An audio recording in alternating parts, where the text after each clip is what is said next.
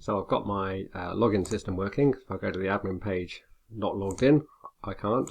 But if I log in as Boris with ABC123, submit that, and then click the admin page, I can. So I am now able to log into my page successfully. But this is not secure, and we should fix that pronto.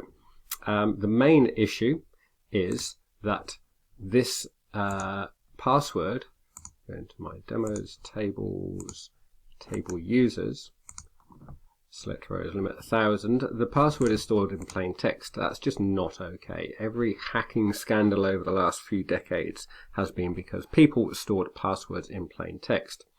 What we're going to do is we're going to hash our passwords. So instead of storing the plain text here, we'll put our password into a one-way function that will turn it into a bunch of just a random string of letters and numbers, which you may see as being a bit of a problem because once it's a one-way function, we can't go backwards from that string of letters and numbers back into ABC123. So the plan is, what we're actually going to do is, firstly, when we register and insert the password into the database, we'll hash it then, the one-way function. And then when we actually check to see if they're logged in, we hash it, the password that they've typed in again, and we check the hash password from the login attempt against the hash password that's been stored in the database. The cunning way of not having to store it in plain text. So let's start that. Now there is a little library. I'll talk about this library at the end of the video. This allows us to do passwords. And then we are going to, in the register, we're going to hash our password. So I just need to tidy this line, this bit up here. So at the moment I'm putting request.form password in here. I'm just going to cut that out and paste it there. And I'm going to say password equals that. And then to my handy reference, which I've got off to one side that you can't see, which I can't find what I want. Register, here we are. Control C and back into here. Control V. So you can see here it's using this MD5 thing to encode my password, and then it's storing it back in password. So now I'm going to put that into there. And while I'm here, I'm just going to very quickly grab those two lines because I know I'm going to be needing them in a minute. So now when I register, it will hash that. Should we just check that? Might as well, I think. So I'm going to go into here, go into /register, and I seem to remember, let's go Biggs, Ronnie Biggs, famous bank runner. So Ronnie, and he's going to get ABC123, submit that. So we've now got Ronnie Biggs, and if I go and look in MySQL, and can I just refresh this?